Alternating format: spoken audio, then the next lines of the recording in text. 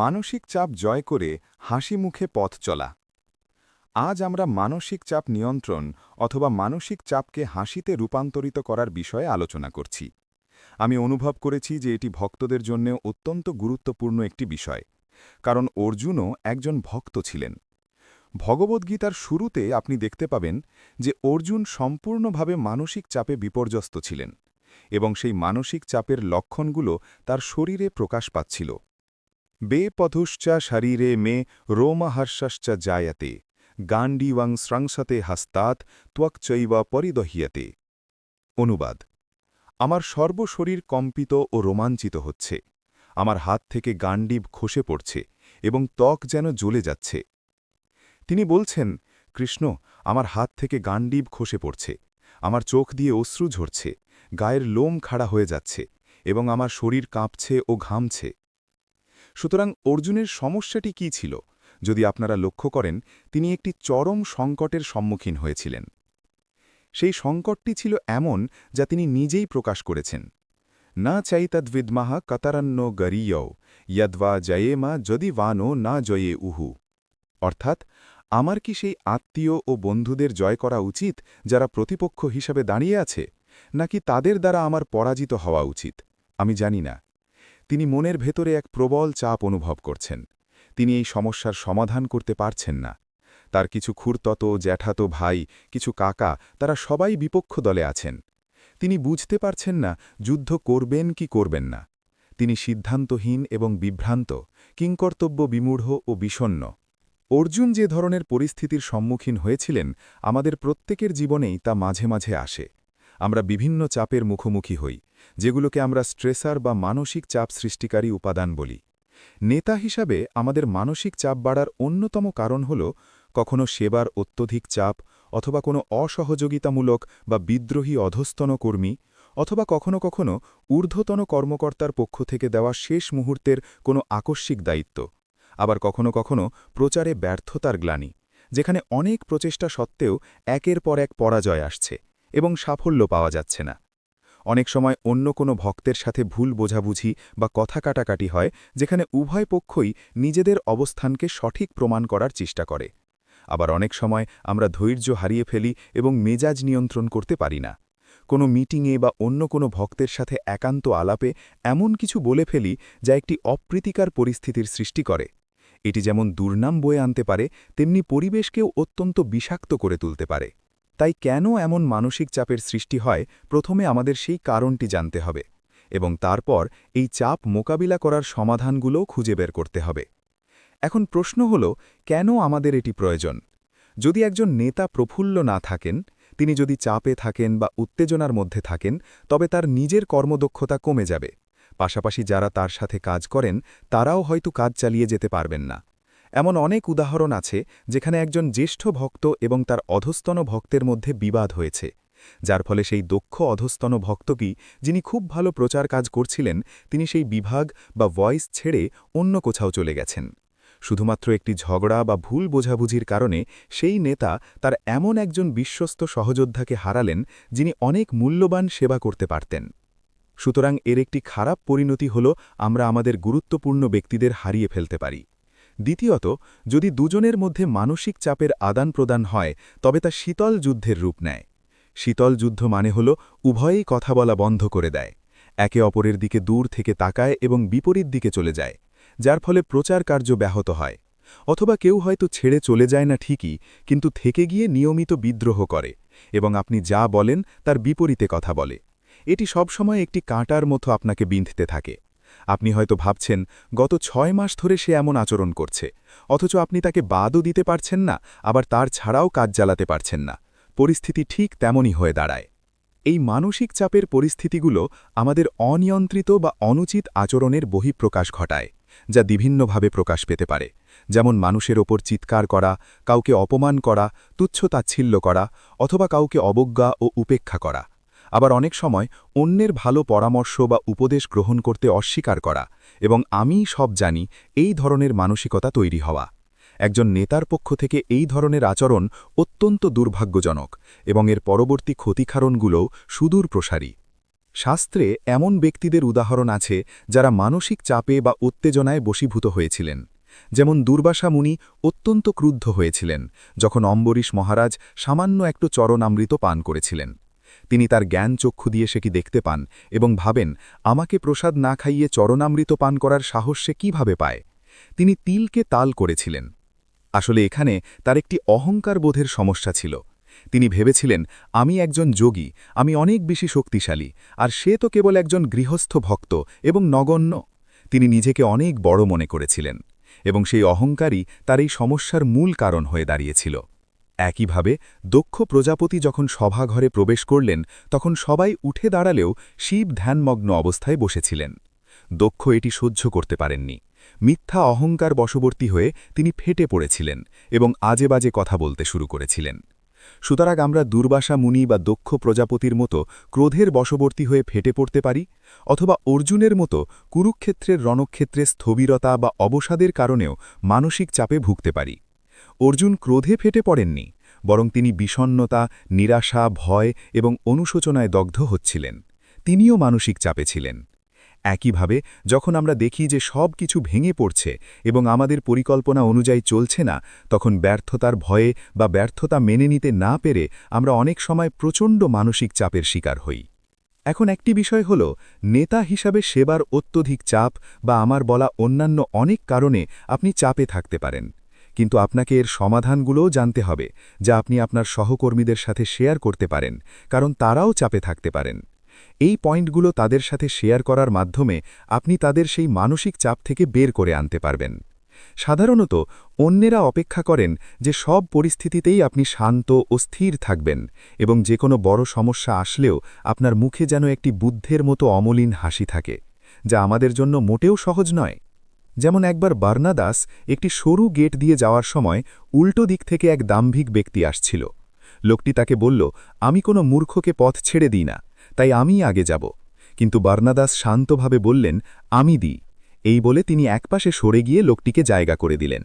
লোকটি চলে গেল, কিন্তু সে বুঝতেও পারল না যে বার্নাদাস যখন বলেছিলেন আমি দিই, তার মানে ছিল আমি তোমার মতো মূর্খদের জন্যই পথ ছেড়ে দিই। অর্থাৎ বার্নাদাস এতটাই স্থির বুদ্ধি সম্পন্ন ছিলেন যে তিনি এমন অহংকারী ও তর্কপ্রবণ মূর্খদের সাথেও অনায়াসে মানিয়ে নিতে পারতেন। কল্পনা করুন, আমরা কেউ যদি সেই পরিস্থিতিতে থাকতাম, তবে সম্ভবত আমরা আমাদের অহংকারের বশীভূত হয়ে পড়তাম। অহংকারের লড়াই মানেই হল, তুমি আমাকে মূর্খ বললে, তুমিই নিজে মূর্খ। এভাবে দুজনের মধ্যে বড় ধরনের ঝগড়া বেঁধে যেত। তাই আমাদের খুঁজে বের করতে হবে, কেউ যদি আমাদের রাস্তা কেটে বা গাড়ি ধাক্কা দিয়ে আমাদের চাপে ফেলে, বা দুর্যোধন যেমন বিদুরের সাথে করেছিল, বা শৃঙ্গী যেমন পরীক্ষিত মহারাজের সাথে করেছিল, তেমন অপমানজনক কথা বলে, অর্থাৎ যে পরিস্থিতি আমাদের কষ্ট ও ক্রোধের সৃষ্টি করে, সেই অবস্থায় কিভাবে আমরা মনে চাপ আসতে না দিই এবং নিজেকে ধ্বংস করা থেকে বাঁচাই। কারণ এই চাপ উইপোকার মতো ভিতর থেকে আমাদের কুড়ে কুড়ে খায়। তাই এই বিষয়টি অত্যন্ত গুরুত্বপূর্ণ। প্রথমেই আমাদের আলোচনা করা উচিত কিভাবে মানসিক চাপের সৃষ্টি হয়। দেখুন, যখনই বাইরের কোনো উদ্দীপক বা এক্সটার্নাল স্টিমিউলাই বা ঘটনা ঘটে, আমাদের ইন্দ্রিয়গুলো তা গ্রহণ করে মনের কাছে পাঠায়। মন সেটি বুদ্ধির কাছে পাঠায় এবং বুদ্ধির সাথে পরামর্শ করে জিজ্ঞাসা করে, এটি কি আমার জন্য বিপজ্জনক নাকি অনুকূল কোনো পরিস্থিতি? দয়া করে আমাকে বলো, এটি কি পজিটিভ না নেগেটিভ, প্লাস না মাইনাস? বুদ্ধি যদি বলে, আরে না, এটি পজিটিভ, তখন মন শান্ত হয়ে যায়। কিন্তু এটি যদি নেগেটিভ হয়, তখন মন বুদ্ধিকে জিজ্ঞাসা করে, ও, একে কিভাবে পজিটিভ করা যায়, তার কোনো সমাধান কি তোমার কাছে আছে? তখন বুদ্ধি যদি বলে, ঠিক আছে, এই নাও সমাধান, তখন মন সেই নেগেটিভ বিষয়টিকে পজিটিভিটিতে রূপান্তরিত করে এবং শান্ত হয়। আমি আপনাদের একটি উদাহরণ দিচ্ছি। ধরুন আপনি একটি ঘরের ভিতর বসে আছেন। হঠাৎ প্রচণ্ড জোরে একটি শব্দ হল, ধড়াম। এই শব্দে আপনি চমকে গেলেন। মনে হলো যেন বোমা বিস্ফোরণ হয়েছে, কেউ হয়তো বোমা ছুঁড়েছে। আপনি কিছুটা ভয় পেয়ে গেলেন। আপনি ধীরে ধীরে জানালা খুলে বাইরে উকি দিয়ে দেখলেন যে কারোর স্কুটারের টায়ার ফেটে গেছে, যার কারণে এত বড় শব্দ হয়েছে, এবং সেই লোকটি তার স্কুটারটি টেনে টেনে রাস্তা দিয়ে হেঁটে যাচ্ছে। তখন আপনি হেসে ফেলেন এবং এটি আপনার কাছে একটি মজার বিষয় হয়ে দাঁড়ায়। কিন্তু কেন? কারণ যখন শব্দটি হয়েছিল, কান তা শুনেছিল, মন তা গ্রহণ করেছিল এবং তা বুদ্ধির কাছে গিয়েছিল। বুদ্ধি তখন বলল, একটু দাঁড়াও। বুদ্ধি পাকে জানালার কাছে যাওয়ার এবং চোখকে তা দেখার নির্দেশ দিল।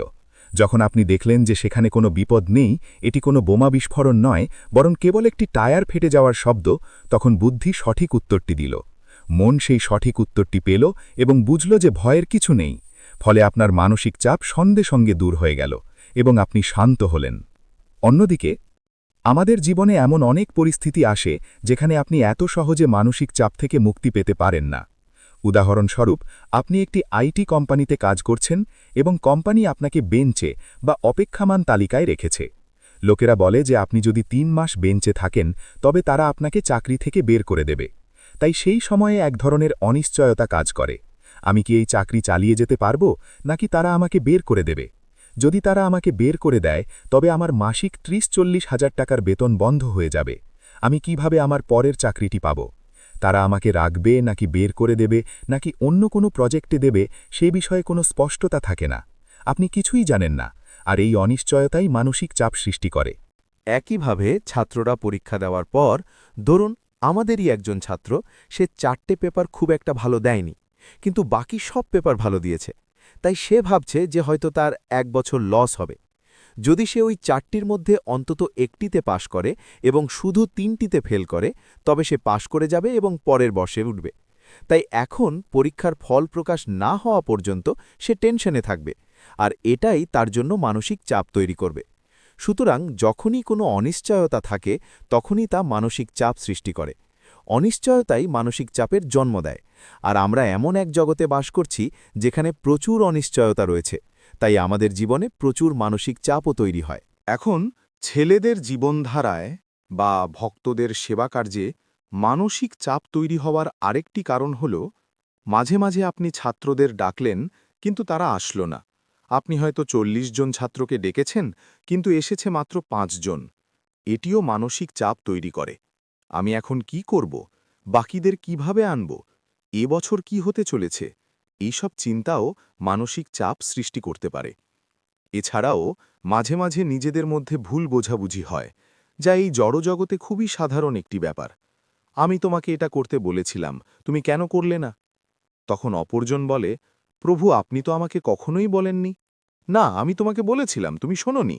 না না প্রভু, আসলে আপনি যে বলেছিলেন তা আমার মনে নেই। কারণ তুমি একটা বোকা, তুমি ভুলে যাও, তোমার মনে থাকে না। প্রভুজি আপনি আমাকে বোকা বলছেন? আমি তোমাকে সত্যি কথাটাই বলছি। সত্যিটা হলো তুমি একটা বোকা, কারণ আমি যা বলেছিলাম তা তোমার মনে ছিল না। এর ফলে সেই ব্যক্তিটি অত্যন্ত বিষণ্ণ হয়ে পড়ে এবং তাদের মধ্যে সম্পর্কের দূরত্ব তৈরি হয়। এভাবেই আমাদের দৈনন্দিন জীবনে অন্যের সাথে মেলামেশার সময় যদি আমরা খিটখিটে হয়ে পড়ি, মেজাজ হারিয়ে ফেলি বা আবেগের কাছে ভেঙে পড়ি, তবে এর অর্থ হল আমাদের চেতনার অবস্থা সুস্থ নেই। আমাদের মনের ভেতরেই আসলে সমস্যাটি লুকিয়ে আছে। মানসিক চাপটা মনের ভেতরেই। তাই আমি এখন আপনাদের সাথে ১২টি টিপস শেয়ার করব, যাকে আমরা বলছি এসকেপ স্ট্রেস। এখানে প্রতিটি অক্ষর এক একটি শব্দ বা ধারণার প্রতীক, অ্যাক্রোনিম। আমার অনুরোধ রইল, আপনারা আমাদের স্ট্রেস ম্যানেজমেন্ট বইটি পড়ুন, যেখানে এই বিষয়গুলো আরও বিস্তারিতভাবে ব্যাখ্যা করা হয়েছে। তবে এখানে আমি আপনাদের কিছু বিজ্ঞ উদাহরণ ও প্রাসঙ্গিক বিষয় বলবো, যাতে এই ১২টি টিপস জানার পর যখনই আপনারা এমন কোনো পরিস্থিতির সম্মুখীন হবেন, যেহেতু এই ১২টি বিষয়ই হলো মানসিক চাপ সৃষ্টিকারী, তখন আপনারা বুঝতে পারবেন কেন এগুলো চাপ সৃষ্টি করছে এবং কেন আসলে এগুলোর জন্য চাপে পড়ার কোনো প্রয়োজন নেই। কৃষ্ণ ভাবনামৃতের দার্শনিক দৃষ্টিভঙ্গির মাধ্যমে আপনারা এই মানসিক চাপকে কাটিয়ে উঠতে পারবেন। তাছাড়া এই উদাহরণগুলো আপনারা আপনাদের অধস্তন সহকর্মী এবং বন্ধুদের সাথেও শেয়ার করতে পারেন, যারা হয়তো মানসিক চাপে ভুগছেন। এতে তারাও উপকৃত হবেন, আর এটাই হলো আমাদের মূল লক্ষ্য। প্রথমটি হলো ই বা এক্সপেকটেশনস বা প্রত্যাশার প্রতীক। আসলে জীবনে যখন আমাদের অবাস্তব প্রত্যাশা থাকে, তখন সেটিই মানসিক চাপের কারণ হয়ে দাঁড়ায়। উদাহরণস্বরূপ, একজন নেতা হিসেবে আপনি ভাবতে পারেন, সবাই আমাকে ভালোবাসবে, সবাই আমার সেবার প্রশংসা করবে, কেউ আমার মধ্যে কোনো খুঁত ধরতে পারবে না, আমি কোনো ভুল করতে পারি না এবং আমার অধীনে থাকা সবাই আমাকে শ্রদ্ধা করবে, সম্মান করবে, আমাকে নায়কের মতো দেখবে। অনেক নেতার মধ্যেই এই ধরনের প্রত্যাশা থাকে, যা আসলে একটি ইউটোপিয়ান বা কাল্পনিক ধারণা, কারণ আমরা এমন এক জগতে বাস করছি যেখানে কিছু মানুষ আপনার প্রতি আকৃষ্ট হবে, আবার কেউ কেউ নাও হতে পারে। কিছু মানুষ আপনাকে সম্মান করবে কারণ আপনি একটি পদে আছেন, আবার যাদের সাথে আপনার বিবাদ হয়েছে তারা আপনাকে সম্মান নাও করতে পারে, এটাই স্বাভাবিক। এবং সবাই আপনাকে ভালোবাসবে এমনটি প্রত্যাশা করাও অসম্ভব, কারণ কারো কারো আপনার প্রতি স্নেহ আছে, আবার কেউ হয়তো অন্য কাউকে বেশি পছন্দ করে, আবার কিছু মানুষ আপনার প্রতি নিরপেক্ষও হতে পারে। আপনি কেবল যা করতে পারেন তা হল সবার প্রতি সদয় হওয়া, সবার প্রতি স্নেহশীল হওয়া। আপনি যদি অন্যদের ওপর গোলাপ জল ছিটান, তবে আশা করতে পারেন যে তাদের মধ্যে কিছু মানুষ আপনার ওপরও গোলাপ জল ছিটাবে, কিন্তু আপনি যদি অন্যদের ওপর নর্দমার জল ছিটান, তবে তারাও আপনার ওপর নর্দমার জলই ছিটাবে। যেমনটি বলা হয়, জীবন একটি আয়নার মতো। তাই আমাদের দিক থেকে অনেক সময় আমরা অবাক হই যে অন্যের কাছ থেকে যেসব সুবিধা আমরা নিচ্ছি তা আমরা স্বীকারই করি না। এই বিষয়ে আমি একটি নাটক লিখেছিলাম, যা আমাদের একটি সেশনে উপস্থাপন করা হয়েছে। সেখানে একজন ছাত্র তার জ্যেষ্ঠ প্রভুকে বলছে, প্রভু, আমি কাল সকালে মঙ্গলারতিতে আসতে পারব না। জ্যেষ্ঠ প্রভু জিজ্ঞেস করলেন, কেন? ছাত্রটি বলল, আমি আমার ধুতি কুর্তা ছাদে মেলে দিয়েছিলাম, কিন্তু ভারী বৃষ্টিতে তা ভিজে গেছে। জ্যেষ্ঠ প্রভু পাল্টা প্রশ্ন করলেন, তুমি সেগুলো নিচে নামিয়ে আনোনি কেন? ছাত্রটি বলল, না প্রভু, আমি তো আমার রুমে পড়াশোনায় ব্যস্ত ছিলাম, কিন্তু যে প্রভু সকালে উপস্থিতির খাতা দেখেন তিনি তো জানতেন যে কাল আমাকে আসতে হবে, তাই তার উচিত ছিল সেগুলো নিচে নামিয়ে রাখা। জ্যেষ্ঠ প্রভু তখন হেসে বললেন, এগুলো তো সব ব্যক্তিগত কাজ, এগুলো তোমাকেই সামলাতে হবে। তখন সেই ছাত্র রবি বলল, তাহলে ভক্তদের আমার প্রতি ভালোবাসা কোথায় প্রভু? কেউ আমাকে ভালোবাসে না। যদি তারা সত্যিই আমাকে ভালোবাসত, তবে আমার জন্য অন্তত এটুকু সেবা তো করত। তখন জ্যেষ্ঠ প্রভু তাকে বোঝালেন, প্রভু, অন্যদের কাছ থেকে সেবা পাওয়ার প্রত্যাশা তোমার করা উচিত নয়। যদি কেউ সেবা করে, তবে সেটা আমাদের প্রতি তাদের কৃপা বা অনুগ্রহ, কিন্তু আমাদের এমন প্রত্যাশা রাখা উচিত নয়। জ্যেষ্ঠ প্রভু আবার জিজ্ঞেস করলেন, তোমার তো কলেজে যাওয়ার জন্য কোনো বাইক নেই, তুমি কিভাবে যাও? রবি বলল, আমি অরবিন্দের সাথে যাই, ও আমাকে ওর বাইকে কলেজে যায়। এরপর প্রভু জিজ্ঞেস করলেন, আমি শুনেছি তোমরা দুজনেই উত্তরপ্রদেশ থেকে এসেছ, তাই না? রবি বলল, হ্যাঁ প্রভু, আমরা একই গ্রামের। ওর যখন নিজের বাড়ি যাওয়ার প্রয়োজন হয়, তখন আমি ওকে বলি আমার টিকিটটাও কাটতে। ও নিয়মিত আমার জন্য টিকিট কাটে। এরপর প্রভু আবার জিজ্ঞেস করলেন, তোমার তো নিজস্ব কোনো কম্পিউটার নেই, তুমি সেটা কিভাবে সামলাও? প্রভু, আপনি তো জানেন, যখনই আমার কম্পিউটারের প্রয়োজন হয় আমি শ্যামের ল্যাপটপ নিয়ে কাজ করি। জ্যেষ্ঠ প্রভু তখন তাকে বললেন, এত মানুষ তোমাকে সাহায্য করছে, আর তুমি সেগুলোর জন্য বিন্দুমাত্র কৃতজ্ঞ নও? উল্টে তুমি শুধু সেটাই খুঁজছ যা তারা তোমার জন্য করেনি। একটু ভাবো তো, অন্যদের কাছ থেকে তুমি কত কি পেয়েছ? তখন রবি উপলব্ধি করতে শুরু করল, হ্যাঁ, এটা সত্যি, আমার সন্তুষ্ট থাকা উচিত, এবং অন্যদের কাছ থেকে অতিরিক্ত অবাস্তব প্রত্যাশা আমার করা ঠিক নয়। সুতরাং এটিই মানসিক চাপের অন্যতম কারণ। এই সূত্রটি মনে রাখবেন। আধ্যাত্মিক চিন্তাধারার মানুষদের উচিত অন্যদের অনুভূতি ও প্রয়োজনের প্রতি সংবেদনশীল হওয়া, এবং পরমেশ্বর ভগবান যা মঞ্জুর করেছেন তাতেই সন্তুষ্ট থাকা। আমার জীবনে কৃষ্ণ পাঠানো সব কিছুতেই আমি সন্তুষ্ট থাকব, এবং অন্যদের সাথে ব্যবহারের সময় আমি সংবেদনশীল হব। ভক্তের আচরণের এটিই হলো আদর্শ ভিত্তি। যেমন একটি ভয়েস সেন্টারে একজন নেতা ২-৩ জন সেবক চেয়েছিলেন, কিন্তু কেন্দ্রীয় কার্যালয় থেকে জানানো হলো, প্রভু, এখন আমাদের কাছে কাউকে দেওয়ার মতো নেই, যা আছে তা দিয়েই চালিয়ে নিন। সেই ভয়েস লিডার তখন খুব রেগে গেলেন এবং হতাশ হলেন। তিনি বললেন, লোক না দিলে আমরা প্রচার করব কিভাবে? আসলে আমরা অনেক সময় যা আশা করি তা পূরণ না হলেই বিচলিত হয়ে যাই। আমাদের শেখা উচিত যা আছে তা নিয়েই কাজ করা, আর যা নেই তার জন্য কেবল দাবি জানাতে থাকা নয়। উদাহরণস্বরূপ, প্রভুপাদ যখন আমেরিকায় গিয়েছিলেন, সেখানে তার কোনো আত্মীয় বা বন্ধু ছিল না। তিনি স্যালি আগরওয়ালের বাড়িতে থাকতেন। তিনি একজন মহান পরমহংস বৈষ্ণব ছিলেন, কিন্তু প্রভুপাদকে তার আলুর ঝুড়ি ফ্রিজের এমন এক জায়গায় রাখতে হতো যেখানে মাংসের টুকরো এবং মদ রাখা ছিল।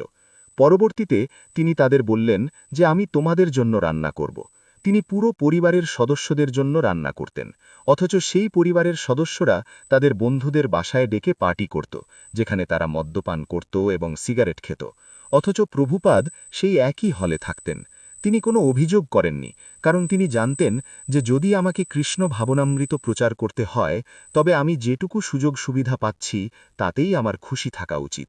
দেখুন, আসুন আমরা প্রভুপাদ থেকে শিখি কিভাবে অবাস্তব প্রত্যাশা না রাখতে হয়। দুর্ভাগ্যজনকভাবে আমাদের মানসিকতা এমন যে আমরা সবকিছু তৈরি রেডিমেড পেতে চাই। আমরা চাই একটি সুন্দর ফ্ল্যাট, বিশাল অল্টার, পূজার স্থান, হাতে তৈরি মৃদঙ্গ, একজন রাঁধুনি এবং ২০ জন সেবক যারা আমাদের সালাম জানাবে, আমাদের কাছে সমর্পিত থাকবে এবং যারা নিজেরাও প্রচারের জন্য প্রচণ্ড উৎসাহী হবে এবং প্রচুর নতুন ভক্ত নিয়ে আসবে। আমরা জীবন নিয়ে এমন এক ইউটোপিয়ান বা কাল্পনিক ধারণা পোষণ করি, কিন্তু জীবন তো আর ফুলের বিছানা নয়। তাই এই অবাস্তব প্রত্যাশাই আমাদের মানসিক চাপের কারণ হয়। আমাদের এই প্রত্যাশা ত্যাগ করতে হবে। এটি কিভাবে ত্যাগ করব? আমাদের লিখে রাখতে হবে। যখনই আমি আবেগ দ্বারা বিচলিত হই, তখন আমার একটি ইমোশনাল ডায়েরি থাকা উচিত। সেখানে আমি লিখব, আজ আমি বিচলিত হয়েছিলাম, অথবা আমি রেগে গিয়েছিলাম, আমি চিৎকার করেছিলাম, ইত্যাদি। এরপর আপনি লিখবেন ঠিক কোন সময়ে আপনি রেগে গিয়েছিলেন। আপনি কি নিজের ওপর রেগে গিয়েছিলেন? অথবা আপনি কি অন্যের উপর রেগেছেন সেটিও লিখুন। রাগটি কতক্ষণ স্থায়ী ছিল, কী কারণে আপনি রেগেছিলেন, আপনার মতে সেই রাগের কারণ কি ছিল, সেই সমস্যার কোনো সমাধান আছে কিনা, আপনার কাছে কি সমাধান আছে, অন্যরা কি সমাধান দিচ্ছে। এই সব কিছু ডায়েরিতে লিখে রাখলে আমরা বুঝতে পারব যে আমরা প্রায় একই কারণে বারবার রাগান্বিত হচ্ছি, সমস্যাগুলো বারবার ফিরে আসছে। উদাহরণস্বরূপ, কেউ যদি কাজে অদক্ষ হয় বা সময়ের গুরুত্ব না বোঝে, তবে আপনি তা সহ্য করতে পারেন না। আপনি দেখবেন যে এই অপূর্ণতা এবং সময়ের অভাব বারবার আপনার মধ্যে রাগের উদ্রেক করছে। তাই আমাদের শিখতে হবে যে যখনই কেউ সময়ের খেলাপ করবে, আমি কেবল চোখ বন্ধ করে নেব, সেটিকে উপেক্ষা করে নিজের কাজে মন দেব। এভাবে ধীরে ধীরে আপনি যদি সমস্ত পরিস্থিতি ডায়েরিতে লিখে রাখেন, তবে আপনি সেই বিষয়গুলো থেকে আপনার মনোযোগ সরিয়ে নিতে পারবেন এবং মানসিক চাপ থেকে মুক্ত হতে পারবেন। দ্বিতীয় পয়েন্ট হল সাফল্য। সাফল্য এবং ব্যর্থতায় কিভাবে মাথা ঠান্ডা রাখা যায়। দেখুন, ভারত-পাকিস্তান ম্যাচের কথা ধরুন। ১ বছর ভারত হেরে যাওয়ার পর দেখা গেল ভারতের অনেক শিক্ষার্থী প্রকাশ্যে রাস্তায় ক্রিকেটারদের কুশপুত্তলিকা পোড়াচ্ছে। আবার পরের বছর ভারত যখন জিতল, তখন তারা ক্রিকেটারদের কাটআউট বানিয়ে মালা পরালো, বড় ট্রাকে করে মিছিল বের করল, ভারতীয় পতাকা ওড়ালো। এটি দেখায় যে আমাদের যুব সমাজের মানসিকতা বানরের মতো। সাফল্যে তারা বানরের মতো লাফালাফি করে, আর ব্যর্থতায় তারা চরম মানসিক অবসাদে বা সাইকোসোম্যাটিক ডিপ্রেশনে ভোগে। শ্রীমদ্ ভগবদ্গীতাতে শ্রীকৃষ্ণ ঠিক এই বিষয়টিই নিন্দা করেছেন। তিনি বলেছেন, মনের এই অতি চঞ্চলতা, কখনো অনেক উপরে ওঠা আবার কখনো নিচে পড়ে যাওয়া, এতে উচ্চ রক্তচাপ হতে পারে, হার্ট অ্যাটাক হতে পারে, এমনকি তাৎক্ষণিক মৃত্যুও হতে পারে। ব্যর্থতাকে সাহসের সাথে মোকাবিলা করতে শিখতে হবে।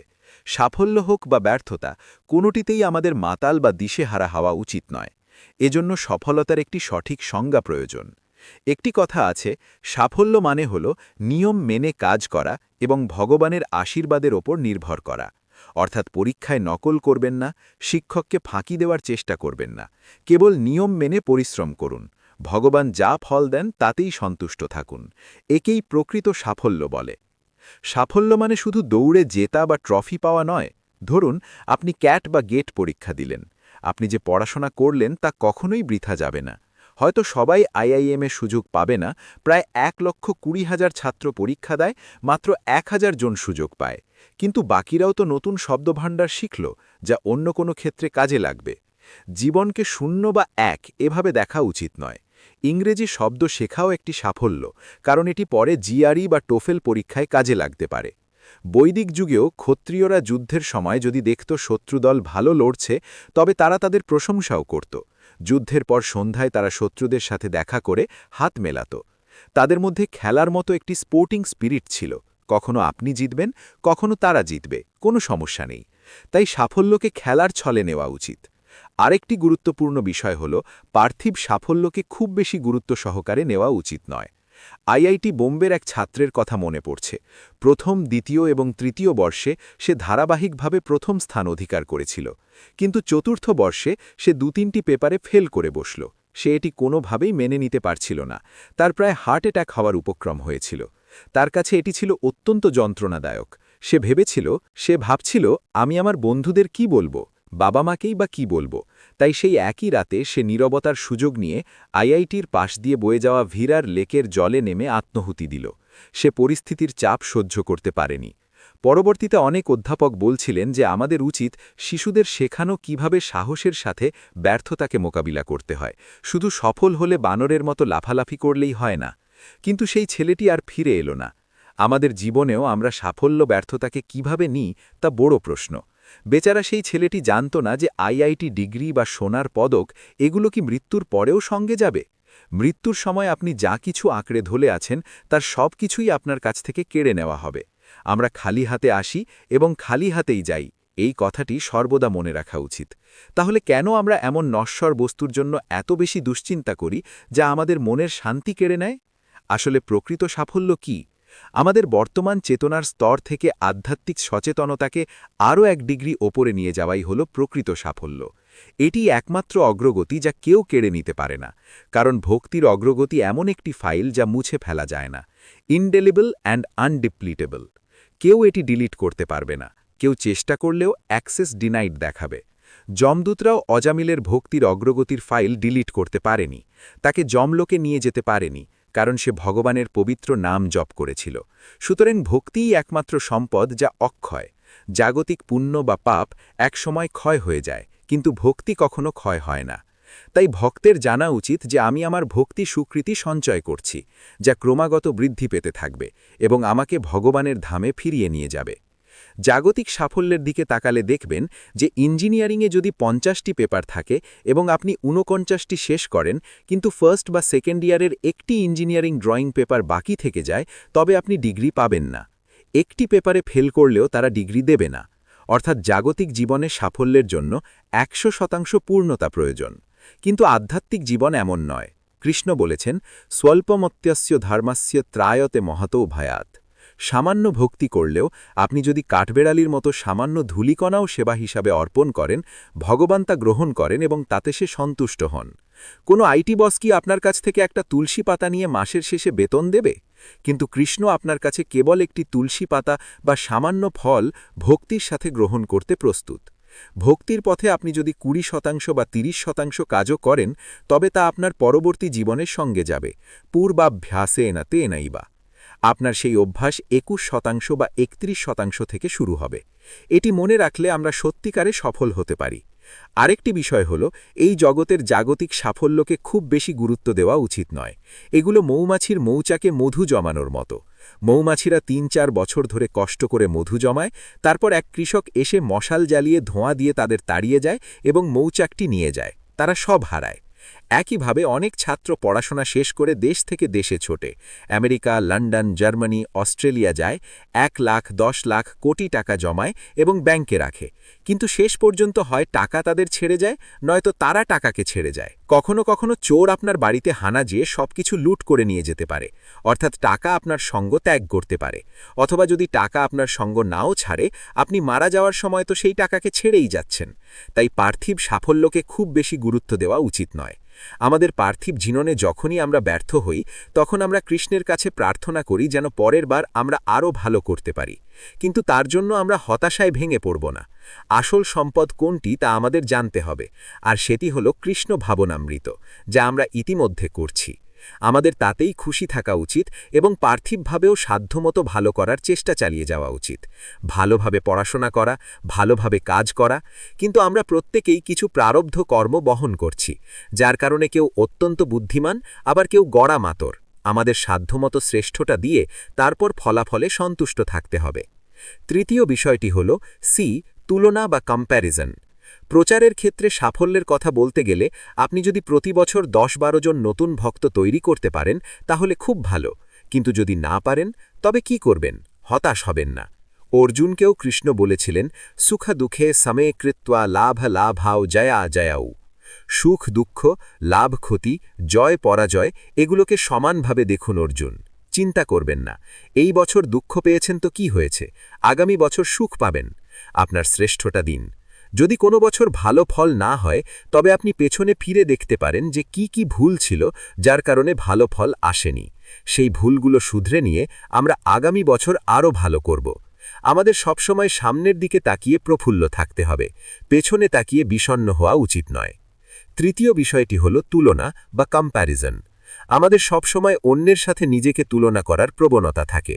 দুর্যোধন যখন ইন্দ্রপ্রস্থে পাণ্ডবদের সমৃদ্ধি দেখেছিলেন, তিনি তা সহ্য করতে পারেননি।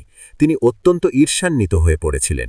অস্বাস্থ্যকর তুলনা মানে হল আপনি আপনার অনুজদের নিয়ে উপহাস করছেন, জ্যেষ্ঠদের প্রতি ঈর্ষা করছেন আর সমকক্ষের প্রাম্যে নিজের বড়াই করছেন, ঠিক যেমনটি দুর্যোধন করতেন। এটি হল অস্বাস্থ্যকর তুলনা। নিজের ক্ষতি হয় এমনভাবে কাউকে নিজের সাথে কখনোই তুলনা করা উচিত নয়। স্বাস্থ্যকর তুলনা মানে হল যখন আপনি আপনার থেকে উন্নত কাউকে দেখেন, তাদের শ্রদ্ধা করুন, তাদের প্রশংসা করুন এবং তাদের কাছ থেকে শিখুন। আপনার থেকে যারা নবীন বা দুর্বল চিত্তের কেউ থাকলে তাদের প্রতি সহানুভূতিশীল হন, আর সমকক্ষের সাথে জ্ঞান ভাগ করুন এবং তাদের কাছ থেকেও শিখুন। এটিই হল আদর্শ তুলনা। অস্বাস্থ্যকর তুলনা এড়িয়ে চলতে হবে, কারণ এটি প্রচণ্ড মানসিক চাপ সৃষ্টি করে। যেমন কেউ মনে করে অমুক ভক্ত খুব জনপ্রিয়, তার সাথে 18-20 জন ছেলে আছে, আর আমার সাথে মাত্র 3 জন। অন্যরা কি বলবে, আমার তো এত অনুসারী নেই। তিনি হয়তো অনেক জনপ্রিয়, তার বক্তৃতায় মানুষ হাসে এবং হাততালি দেয়, আর আমার ক্ষেত্রে কেউ তেমন সাড়া দেয় না। এভাবে আমরা আমাদের দক্ষতা এবং প্রতিভাকে অন্যের সাথে তুলনা করে নিরাপত্তাহীনতায় ভুগি। আসলে কারোই নিরাপত্তাহীনতায় ভোগা উচিত নয়, বরং প্রত্যেকের জানা উচিত যে প্রত্যেকের প্রতিভাই মূলত কৃষ্ণের কাছ থেকে পাওয়া, এবং কৃষ্ণ আমাকেও বিশেষ কিছু প্রতিভা দিয়েছেন। কেউ হয়তো খুব ভালো হিসাবরক্ষক, কেউ খুব ভালো রাঁধুনি ভক্ত, কেউ খুব ভালো প্রচারক, কেউ খুব ভালো গায়ক, কেউ খুব ভালো অল্টার সাজাতে পারেন, কেউ খুব ভালো বাসনপত্র পরিষ্কার করেন, কেউ বাজারের কেনাকাটায় পটু, আবার কেউ নোটিশ বোর্ড সাজাতে খুব দক্ষ। আপনি যাই করুন না কেন, যদি আপনি ভক্তদের আশীর্বাদ পান এবং তারা আপনার বৈষ্ণবীয় আচরণের প্রশংসা করেন, তবে আপনি ভগবত ধামে ফিরে যাবেন। আপনাকে বরং আমাদের নিজেদের সাথে নিজেদের তুলনা করা উচিত। যেমন 2 বছর আগে আমি কেমন ছিলাম আর এখন আমি কতটা উন্নত হয়েছি, অথবা 2 বছর পর আমি কিভাবে আরও উন্নতি করব। এই আত্মোন্নতিই হল ভালো তুলনা। প্রাণীরা কখনোই অন্যের সাথে তুলনা করে না, মানুষই কেবল এমনটা করে, এবং এ নিয়ে গল্পও লেখে। শ্রীমদ্ ভগবদ্গীতাতে 10:41 কৃষ্ণ বলেছেন, যজ্জদ বিভূতিমৎসত্বম শ্রীমদোর্জিতমেবা তত্তদেবাবগচ্ছত্বম মম তেজসম সম্ভবম। অর্থাৎ যেখানেই তুমি কোনো আকর্ষণীয়, উজ্জ্বল বা ঐশ্বর্যময় কিছু দেখবে, বুঝবে যে তা আমারই শক্তির স্ফুলিঙ্গ মাত্র। তাই আপনি যদি অন্য কারো প্রতি ঈর্ষা করেন, তবে আপনি মূলত কৃষ্ণের প্রতি ঈর্ষা করছেন। মনে রাখবেন, কৃষ্ণই তাদের সেই প্রতিভা দিয়েছেন। কারো ভেতর যদি কোনো বিশেষ ঐশ্বর্য বা প্রতিভা ঝিলিক দেয়, তবে বুঝবেন কৃষ্ণই তাকে তা করার শক্তি দিয়েছেন। তাই যাদের মধ্যে আমরা কোনো গুণ বা ঐশ্বর্য দেখি, তাদের প্রশংসা করা এবং কৃষ্ণের দেওয়া আমাদের নিজস্ব যে প্রতিভা রয়েছে তা শনাক্ত করে কৃষ্ণের সেবায় নিয়োজিত করাই হল বুদ্ধিমানের কাজ। ঋগ্বেদের একটি উদাহরণে কাঠবিড়ালির গল্পটি পড়েছিলাম।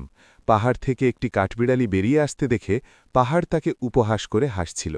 কাঠবিড়ালিটি ফিরে তাকিয়ে পাহাড়কে বলল, প্রিয় পাহাড়, তোমার চূড়ায় বিশাল বিশাল বন রয়েছে, তুমি সেগুলো ধারণ করতে পারো, তোমার বিশালতা ও শক্তির প্রশংসা করি, কিন্তু তুমি আমাকে নিয়ে উপহাস করছো কেন? আমি তোমাকে বলি, আমি এমন একটি বাদাম ভাঙতে পারি যা তুমি কখনোই ভাঙতে পারবে না। এটিই ছিল কাঠবিড়ালির আত্মসম্মানবোধ। একইভাবে আমাদের জীবনেও আপনি দেখবেন যে কিছু বিশেষ কাজ আপনি করতে পারেন যা অন্যরা পারে না। তাই ঈশ্বর বিভিন্ন ভক্ত ও মানুষকে যে বিভিন্ন প্রতিভা দিয়েছেন, তাতে খুশি থাকুন। আসুন আমরা অস্বাস্থ্যকর তুলনা না করে সবার সাথে বন্ধুত্বপূর্ণ আচরণ করি এবং সবার গুণের প্রশংসা করি। সবাইকে উৎসাহিত করুন, সবার প্রতিভাকে স্বীকৃতি দিন এবং সবার জীবনে কৃষ্ণের হাত বা উপস্থিতি লক্ষ্য করুন। Acknowledge the blessings of god বা ঈশ্বরের আশীর্বাদকে স্বীকার করার প্রতীক। এটি অত্যন্ত গুরুত্বপূর্ণ একটি বিষয়, যাকে বলা হয় জীবনে আমাদের প্রাপ্ত আশীর্বাদগুলোকে গণনা করা। আমাদের প্রাপ্ত আশীর্বাদগুলোকে গণনা করার মাধ্যমে আমাদের হৃদয় কৃতজ্ঞতায় ভরে ওঠে, আর এই কৃতজ্ঞতাই হল আধ্যাত্মিক জীবনের গাড়ির জ্বালানি। আধ্যাত্মিক জীবনের গাড়িকে এগিয়ে নিয়ে যেতে হলে আমাদের কৃতজ্ঞ হতে হবে। কার প্রতি?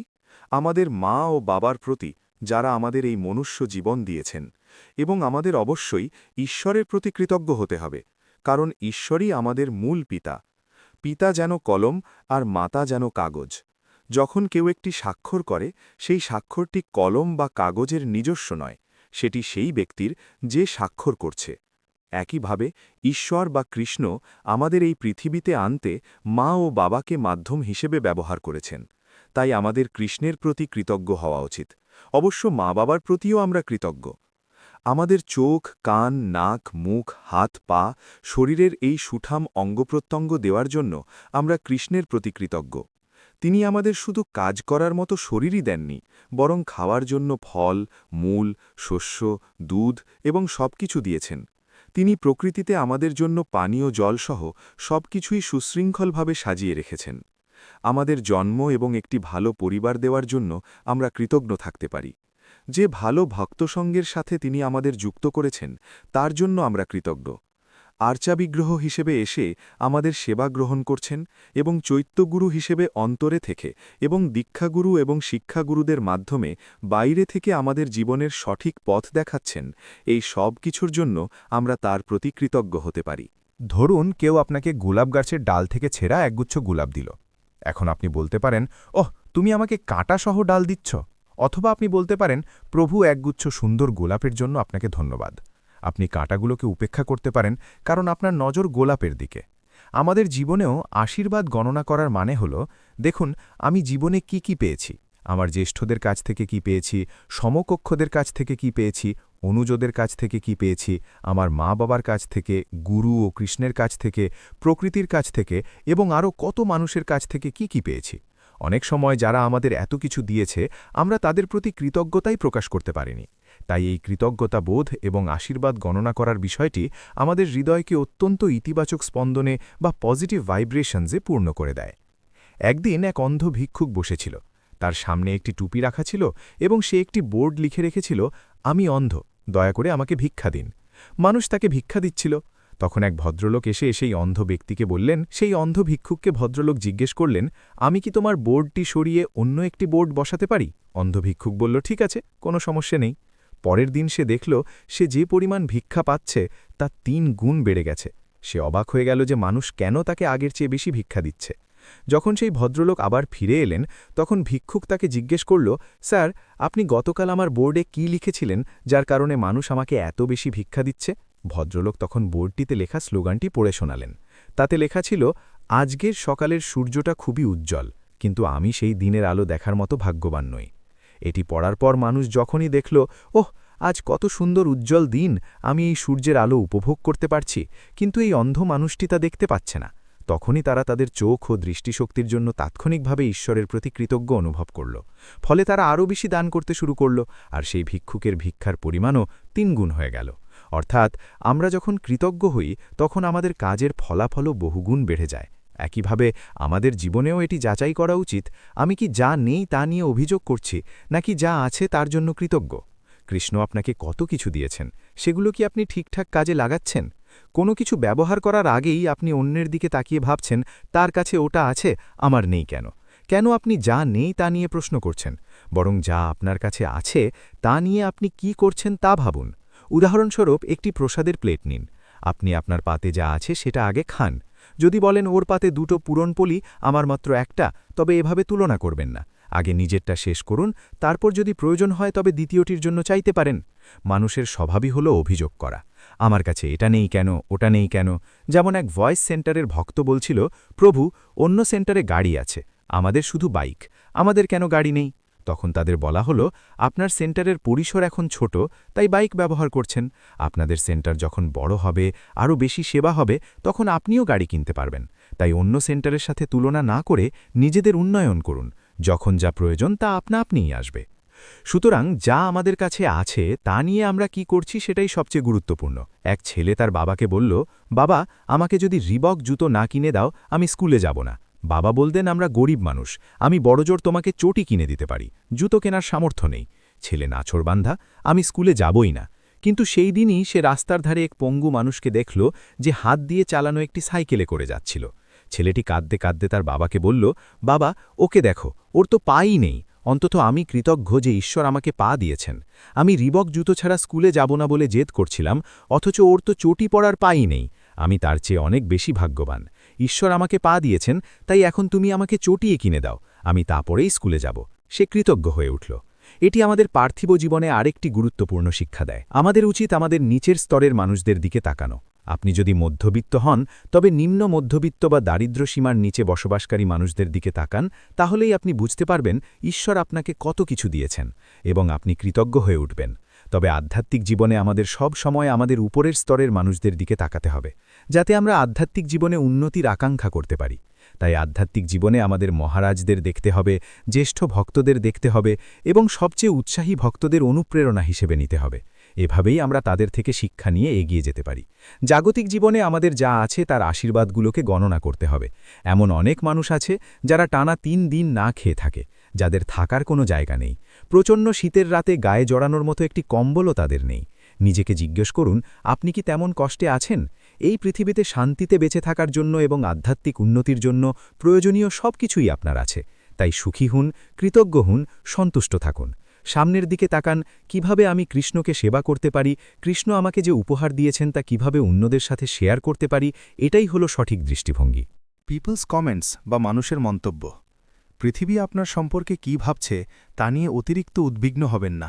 এটি খুবই গুরুত্বপূর্ণ একটি বিষয়, কারণ কেউ যখন আমাদের নিয়ে মন্তব্য করে তখন আমরা বিরক্ত হই, ভয় পাই এবং হতাশ হয়ে পড়ি। কিন্তু অন্য মানুষ আপনাকে নিয়ে কি জানে? তারা তো আপনাকে উপর থেকে দেখে মন্তব্য করছে। কেউ যদি এসে আপনাকে বলে, অমুক আপনার সম্পর্কে এমন কথা বলছে, আর আপনি যদি সেই মন্তব্যকে গুরুত্বের সাথে নেন, তবে আপনি আপনার মনের শান্তি হারাবেন। তখন আপনি হয়তো তাদের কাছে গিয়ে নিজেকে সঠিক প্রমাণ করার চেষ্টা করবেন, তর্ক করবেন, ঝগড়া করবেন, এমনকি তাদের প্রতি বিদ্বেষও পোষণ করবেন। এতে বিষয়টি আরও জটিল হয়ে উঠবে। মনে রাখবেন, আপনার শরীর, আপনার মনের অবস্থা এবং আপনার অন্তরের উদ্দেশ্য সবকিছু পরমাত্মা, শ্রীকৃষ্ণ এবং আপনি নিজে জানেন, অন্যরা তা জানে না। যদি আপনার উদ্দেশ্য সঠিক থাকে এবং আপনি ভালো কিছু করে থাকেন, তবে কৃষ্ণই তাতে সন্তুষ্ট। অন্যরা তা স্বীকার না করলে তাদের মতো থাকতে দিন। চিন্তিত হবেন না। কখনো কখনো আপনি ভালো উদ্দেশ্য নিয়েও কাজ করেন, কিন্তু হয়তো কাঙ্ক্ষিত ফল আসে না। তখন মানুষ আপনাকে নিয়ে উপহাস করে বা সমালোচনা করে, যা অত্যন্ত বেদনাদায়ক হতে পারে।